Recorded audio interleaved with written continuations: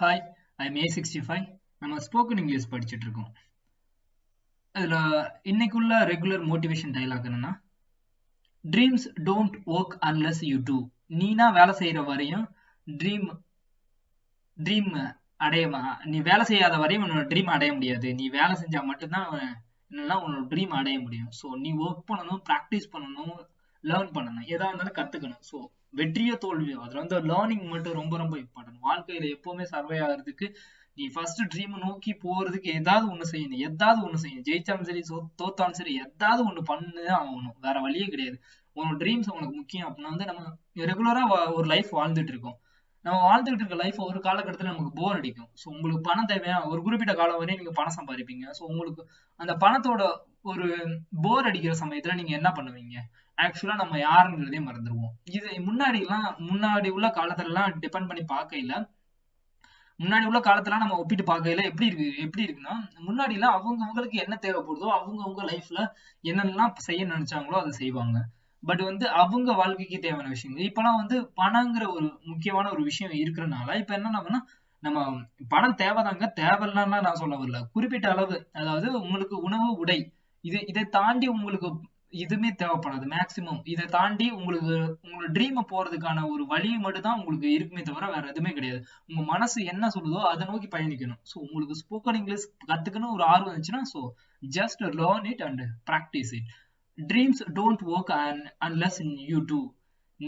நீனா வேலை செய்யற வரையும் ட்ரீம் ஒர்க்கே ஆகாது. நீ அது உங்களுக்கு அதுவும் ட்ரீம் வந்து உங்களுக்கு அதுவும் வேலை செய்யாது. நீங்க வேலை செஞ்சா மட்டும் தான் உங்களோட ட்ரீமை அச்சீவ் பண்ண முடியும். ஸோ அதனால நீங்க ட்ரீமை நோக்கி போக இது எந்த விதமான ட்ரீமா வேணாலும் இருக்கட்டும். ஸோ நமக்கு பணம் தேவைதாங்க. தேவைக்கு அதிகமா இருந்தா ஒரு இடத்துல பணமே நமக்கு வந்து ரொம்ப மோசமான ஃபீலிங்ஸை கொடுக்கும். அதனால பணம் உங்களுக்கு வாழ்வாதாரத்துக்கு கண்டிப்பா தேவைப்படுது. அதனால ஓரளவு குறிப்பிட்ட அளவு காசு வந்ததுக்கு அப்புறம் நீங்க என்ன பண்ண போறீங்க அப்படிங்கறத நல்லா யோசிச்சு பாத்துக்கோங்க. சோ அதுக்காண்டி இப்பவே வந்து சம்பாதிக்க வேணாம் இல்ல ஏர்ன் பண்ண வேணாம் அப்படின்னு நான் சொல்ல வரல. மணியும் தேவைதான். பட் வந்து உங்களோட ட்ரீமும் தேவைதான். ஏன்னா ஒரு காலகட்டத்துல நான் என்ன பண்ணிக்கிட்டு இருக்குங்கிறத நீங்க மறந்துட்டீங்கன்னா அப்போதைக்கு உங்க வாழ்க்கை பணத்தை வந்து தேவையில்லாத வழியில செலவழிப்பீங்க. ட்ரிங்க்ஸ்க்கு அடிக்ட் ஆகிறதா இருக்கட்டும், இல்லாட்டி ஏதோ ஒரு அடிஷனுக்கு நீங்க ஏன்னா வந்து ரியாலிட்டியே உங்களுக்கு பிடிக்காம போயிடும். ஆக்சுவலா நிறைய பேர் வந்து ரியாலிட்டியை பிடிக்காம தான் நிறைய பேர் வாழ்ந்துட்டு இருப்பீங்க. ஏன்னா வந்து உங்களுக்கு வந்து பணம் அப்ப கிடைச்சிருங்க ஒரு குறிப்பிட்ட காலத்துக்கு அப்புறம் உங்களோட ட்ரீம் நோக்கி போற அந்த காலம் வந்து உங்களுக்கு கிடைக்குமா? நீங்க ட்ரீம் நோக்கி ஒர்க் பண்ண நம்ம ஒர்க் பண்ணுவோம் ரொம்ப காலம் கடந்துருச்சு அப்படின்னா நீங்க உங்களுக்கு ஒன்னும் பிரச்சனை இல்லை. நீங்க எத்தனை வயசானாலும் உங்கள் ட்ரீம் நோக்கி போகலாம்.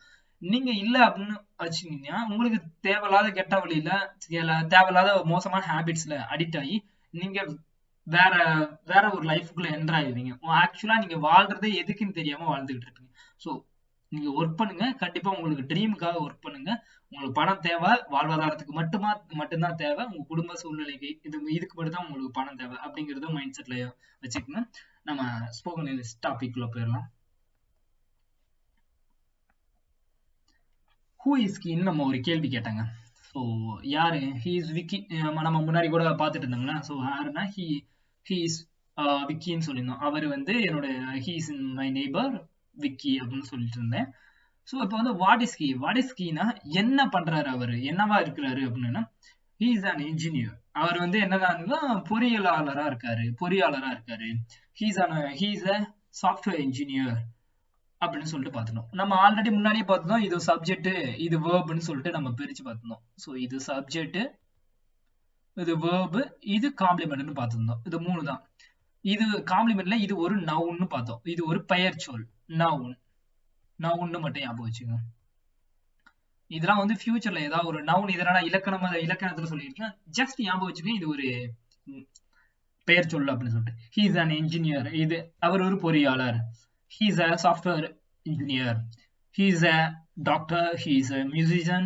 இந்த மாதிரிலாம் நிறைய விஷயம் சொல்லிட்டு போகலாம். ஸோ வாட் இஸ் ஹி அப்படின்னா அவர் என்ன வேலை செய்யறாருன்னு அர்த்தம். ஸோ அவர் இன்ஜினியரா, அவர் வந்து டாக்டரா, இல்ல அவர் வந்து software developer. He is a software developer, he is a software engineer, he is a pen tester, he is a cyber security researcher. அது ஹி இஸ்ங்கள. வாட் இஸ் ஹி கேட்டா, வாட் இஸ் ஷீ கேட்டோம்னா அவ ஒரு doctor, she is a doctor, she is a nurse. இந்த மாதிரி ஒரு பொண்ணுங்களுக்கு தகுந்தாப்புல அவங்களுக்கு ஒரு ஒரு என்னென்ன வேலைகளா இருக்கோ அதெல்லாம் நீங்க எக்ஸ்ட்ரா என்னென்ன வேலைகளா இருக்கோ அதெல்லாம் நீங்க போடுங்க. He is a bank manager and etcetera. இந்த மாதிரி வாட் இஸ் கிட்ட இஸ் அ இது ஆக மொத்தம் நம்ம வந்து இது வந்து சப்ஜெக்ட்னு பார்த்தோம், இது வேர்ப்னு பார்த்தோம், இது மூணாவது இருக்கிறத காம்ப்ளிமெண்ட்னு ஒண்ணு பார்த்தோம். ஸோ இந்த காம்ப்ளிமெண்ட்ல இந்த ஆன், ஏ இதெல்லாம் என்ன ஆட் ஆயிருக்கு, இதுக்கு பேர் என்ன? ஃபர்ஸ்ட் நம்ம ஒண்ணா எங்க தேவைப்படுதோ அதை பார்க்க போறோம். ஸோ இந்த இடத்துல நமக்கு தேவைப்படுது இதுக்கு பேர் வந்து ஆர்டிகல்ஸ்னு சொல்லுவாங்க. எந்த ஒரு நவுனுக்கு முன்னாடியும் ஒரு ஆர்டிகல்ஸ் கண்டிப்பா வரணும். ஆமாங்க, எந்த ஒரு நவுன் எந்த ஒரு பெயர் சொல்லுக்கு முன்னாடி கண்டிப்பா ஆர்டிகல்ஸ்னு ஒண்ணு வரணும். சோ அது கண்டிப்பா அது டெஃபினட்டா இருக்கணும் எந்த ஒரு நவுனுக்கு முன்னாடி. அப்புறம் ஏன்டா இங்க இதுவும் நவுன் தானே, இதுவும் பெயர் சொல் தான் சொல்றேன். சோ இதுவும் பெயர் சொல் தான். சோ இன்ஜினியர் அப்படிங்கிறது பெயர் சொல் தான். சோ விக்கிங்கிறதும் பெயர் சொல் தான். அப்புறம் ஏன் இங்க இங்க ஏயோ வரல? ஹி இஸ் ஏ விக்கி அப்படின்னு சொன்னா என்ன? அவங்க அப்பா பேர் என்ன? அருணாச்சலமா? ஏ விக்கின்னு சொல்றதுக்கு இல்ல அண்ணாமலையா இல்ல அருளா? இந்த மாதிரி ஏதாவது ஏ விக்கி அப்படின்னா அது உங்களுக்கு இனிஷியலா மாறிடும். சோ இது இந்த இடத்துல என்ன பண்ணா ஒரு ரூல் வச்சிருக்காங்க.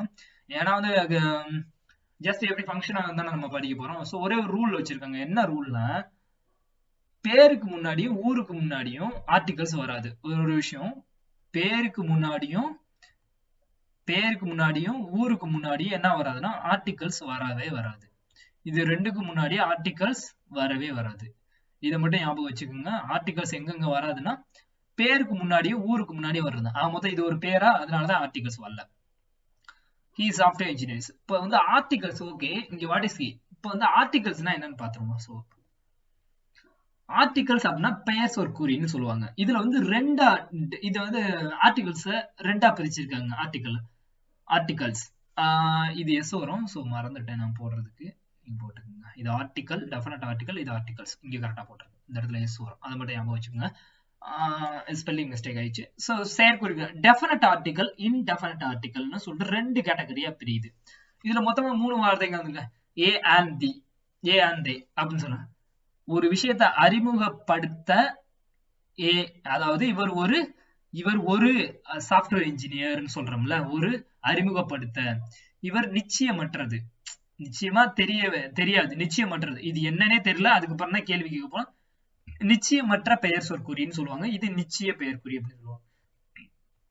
ஃபார் எக்ஸாம்பிள், இவர் வந்து ஒருத்தர அறிமுக, இவர் உங்க ஃப்ரெண்ட கூப்பிட்டு வரீங்க, உங்க வீட்டுல ஆல்ரெடி யாருக்குமே தெரியாது. அப்போதைக்குன்னா அப்பா இவன் இவன் விக்கிப்பா, இவன் பேரு விக்கி அப்படின்னு சொல்றீங்க. இவன் இவன் என்னோட friend, he is a Vicky, he is my friend, he is a my friend, he is my friend அப்படின்னு சொல்றேன். என்னோட நண்பன் இவன் இவன் இவன் என்னோட நண்பன் அப்படின்னு சொல்றீங்க. அறிமுகப்படுத்த இவன் தாப்பா என் ஃப்ரெண்டுன்னு ஒருத்தன் சொல்லிட்டு இருந்தல, அவன் இந்த தாப்பா அப்படின்னு அறிமுகப்படுத்த ஒரு விஷயத்த. என்ன இப்போ திரும்பி புரியல அப்படின்னா, நம்ம வந்து நம்ம ரொம்ப ஸ்டோரிஸ் எல்லாம் படிப்போம். Once upon a time there was a king, the once upon a time there was a king, அதாவது ஒரு காலத்துல ஒரு ராஜா இருந்தாரு.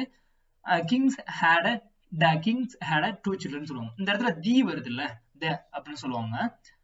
தீன்னு சொல்லலாம், தேன்னு சொல்லலாம். ஸோ ரெண்டுக்கு உச்சரிப்பு என்ன டிஃபரெண்ட் நான் வந்து ஃபியூச்சர்ல சொல்றேன். த அப்படின்னா வந்து first there was a king, ஒரு ராஜா, ஒரு ஊர்ல ஒரு ராஜா இருந்தாரு. அவங்களுக்கு 2 மயங்கன்னு சொல்லுவோம். இப்படியும் ஆரம்பிக்க முடியாதுங்க, 2 மயங்க ஒரு ராஜாவுக்கு அப்படின்னு சொல்லிட்டு. ஏன்னா வந்து அவங்க அறிமுகப்படுத்தணும். இப்பதான் there was a king, ஒரு ஊர்ல ஒரு ராஜா இருந்தாரு அப்படிங்கிற கிங் அப்படிங்கிற நம்ம ஏ போட்டு அறிமுகப்படுத்துறதுக்கு ஏ யூஸ் பண்றோம். The king had two children சொல்லிட்டு அவருக்கு வந்து எத்தனை குழந்தைகள், அந்த ராஜாவுக்கு 2 குழந்தைகள் அப்படின்னு சொல்லிட்டு நம்ம டெஃபினட் ஆர்டிகலா சொல்றோம். இதை வந்து கொஞ்சமா இன்னும் கொஞ்சம் டீப் அண்ட் டெப்தாவே போயிருது. அறிமுகப்படுத்த ஏ அண்ட் யூஸ் பண்ணுவோம். ஸோ அறிமுகப்படுத்திட்டோம்னா தி. அதாவது உங்களுக்கு ஒண்ணுமே இல்லைங்க, நீங்க வீட்டுல இல்லாத சமயம் உங்க ஃப்ரெண்டு உங்க யாரோ ஒருத்தர் வீட்டுக்கு வந்துட்டு போயிருங்க. வீட்டுல உங்களுக்கு யாரும் தெரியாது. அப்ப உன்னோட ஃப்ரெண்டுன்னு ஒருத்தர் வந்துட்டு போனாரு. அந்த ஒரு அப்படிங்கறது வந்து, ஏன்னா உங்களுக்கு யாருன்னு அறிமுகப்படுத்த ஒரு அப்படின்னா வந்து அவங்க யாருன்னே தெரியாது. ஆனா வந்து விக்கிங்கிறது உங்க வீட்டுக்கு நல்லாவே தெரியும். சோ அப்போதைக்கு என்ன சொல்லுவாங்க, அப்பா நம்ம விக்கி வந்துட்டு போனாப்பா, விக்கி வந்துட்டு போனாப்பா, அப்போதைக்கு விக்கின்னு தான் சொல்லுவாங்க. இந்த டெஃபினட் ஆர்டிகல்ல என்ன சொல்லுவாங்கன்னா, விக்கின்னு மூர்த்தின்னு ஒருத்தர் உங்களுக்கு தெரியும். சோ அவர் வந்துட்டு போயிருக்காரு, வீட்டுக்கு யாருக்குமே தெரியாது. அப்ப யாரோ மூர்த்தியா வந்துட்டு போனாங்க, மூர்த்தின்னு ஒருத்தர் வந்துட்டு போனாரு அப்படின்னு தானே சொல்லுவோம். ஒருத்தர் அப்படிங்கிறத நீங்க ஞாபகம் வச்சுக்கோங்க. இதுக்கெல்லாம் ஒரு அப்படிங்கிற மீன் இருக்கும். டெஃபினட் ஆர்டிகல்ஸ் சொல்லுவாங்க. டெஃபினட் ஆர்டிகல் இன்டெஃபினட் ஆர்டிகல்ஸ் அறிமுகப்படுத்த, அதாவது அறிமுகப்படுத்த நம்ம போறோம் நிச்சயமற்ற. இதுல வந்து 2 ரூல் தான் இருக்குது. ஏஇஐஓயு வந்துச்சுன்னா என்ன வரும்? நம்ம ஸ்கூல்லே படிச்சிருப்போம். நம்ம ஸ்கூல்ல என்ன சொல்லிருப்போம்? ஏஇஐஓயு வந்தா ஆன் போடு அப்படின்னா இதுல உச்சரிப்பும் அடங்கும். இது எல்லாத்துக்குமே தெரியாத ஒரு விஷயம்னா உச்சரிப்பு அடங்கும். இப்ப ஏ வந்திருக்குது, அதுக்கு ஆன் போட்டிருக்கேன். an actor, an engineer, an umbrella, an Indian, an hour, an hour. இத வந்து hour கிடையாது, hour. ஆ உச்சரிப்பு வர்றனால இது என்ன பண்றோம்? hour. அவர் அப்படிங்கிற உச்சரிப்பு வர்றதுனால நம்ம ஆன் போடுறோம். சோ இந்த இடத்துல உச்சரிப்புக்கும் அடங்கும் அப்படிங்கறத நல்லா ஞாபகம் வச்சுக்கோங்க. இது ஏ யூ தானே வந்திருக்கு, இது ஏ யூ தானே. ஏன்னா இது இது எப்படி வச்சிருக்கோம்? யூனியன் அப்படின்னு சொல்லி தான் வச்சிருப்போம். யூனியன். யூரோப்பியன். இது வந்து எப்படின்னா இது யூரோப்பியன் சொல்லி படிக்கப்படும். யூரோப்பியன். யூ அப்படின்னா வந்து இதுல இடத்துல அந்த உச்சரிப்பு வரல. சோ ஏஇ அந்த வவல்ஸ்க்கான உச்சரிப்பு வரல. இது வந்து இது இருக்குல்ல, ஒன் ருபி காயின். இது ஓ தானே, ஒன் ருபி காயின் தானே. அப்பனா இந்த இடத்துல ரெண்டுமே கரெக்ட். ஆக்சுவலா வந்து ஏஇ, அதாவது ஏஇஐஓஇல ஓ வந்திருக்கு. சோ இத உச்சரிப்பு ஒண்ணு தான். கண்டிப்பா இதோட உச்சரிப்பு ஒண்ணு இல்லைங்க, ஒன்.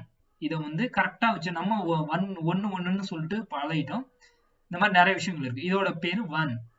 ஒன் ருபி காயின் இந்த மாதிரி தான் சொல்லணும். சோ இதுல வந்து இன்டெஃபினட் ஆர்டிகல் அவ்வளவுதான். ரொம்ப ரொம்ப சிம்பிள் தான். ஏஇஐஓ வந்தா ஆன் போடுன்னு நம்ம சொல்லி கொடுத்துருக்கோம். அது மட்டும் இல்ல, உச்சரிப்பு வந்து an actor, an engineer, an umbrella, an Indian, an hour. லாஸ்ட்ல a hotel னு சொல்லுவாங்க. a hotel. ஹோட்டல் வருமா? ஏன்னா ஹோட்டல் வந்தாலும் ஏதான் வரும். சோ ஏன்னா வந்து ஹோட்டல் கிடையாதுங்க, ஹோட்டல். அந்த உச்சரிப்பும் வரல. ஆனா வந்து இந்த உச்சரிப்பு வந்தாலும் நம்ம என்ன பண்ணணும்? ஏஇஐஓயு உச்சரிப்பு வந்தாலும் நம்ம என்னன்னா இன்டெஃபினட் ஆர்டிகல்ஸ் போடணுங்கிறத ஞாபகம் வச்சுக்கோங்க. சோ ஏஇஐஓயு வந்தாலும் போடணும். சோ அதோட ஃபர்ஸ்ட் ஏஇஐஓயு வருதான்னு பாருங்க. செகண்ட் அது உச்சரிப்பு வருதா, உச்சரிப்பு வந்தா மட்டும் தான். ஏஇஐஓயு வந்தா மட்டும் போடக்கூடாது. அதோட உச்சரிப்பு வந்துச்சுன்னா மட்டும் தான் போடுங்க. அதை உச்சரிச்சு பாருங்க. உச்சரிச்சு கரெக்டா வந்துச்சுன்னா அதை நீங்க போடலாம். ஓகே, இதுதான் இன்டெஃபினட் ஆர்டிகல். இவ்வளவுதான். ஓகே, நம்ம ஒரு ரீகால் போயிட்டு வந்துடும். ஆர்டிகல்ஸ்னா என்னன்னு பார்த்தோம். பெயர் சொற்குறிகள். டெஃபினட் ஆர்டிகல் அறிமுகப்படுத்த. இன்டெஃபினட் ஆர்டிகல் அறிமுகப்படுத்துற. டெஃபினட்டா உனக்கு தெரியும் அப்படின்னா வந்து தி யூஸ் பண்ணுங்க. அதாவது டெஃபினட்டாவே தெரியல, உனக்கு தெரியவே இல்லை அப்படின்னா நிச்சயமற்ற அப்படிங்கிற சமயத்துல இன்டெஃபினட் ஆர்டிகல் யூஸ் பண்ணுங்க. ஒண்ணுமே இல்ல. நவுன், இது வந்து ஒரு ரூல் ஞாபகம் வச்சுக்கோங்க. நவுனுக்கு முன்னாடி ஆர்டிகல்ஸ் வரும். கண்டிப்பா ஆர்டிகல்ஸ் வராம ஒரு பெயர் சொல்லுக்கு முன்னாடி எப்பவுமே ஒரு ஆர்டிகல்ஸ் வரும். அதான் பெயர் சொற்குறின்னு சொல்லுவாங்க. ஆர்டிகல்ஸ் ஆனா எதுக்கு முன்னாடி வரும்னா பேருக்கும் ஊருக்கு முன்னாடி மட்டும் வராது அப்படிங்கறத ஞாபகம் வச்சுக்கோங்க. This is A-65. Thanks for watching this video. Have a nice day.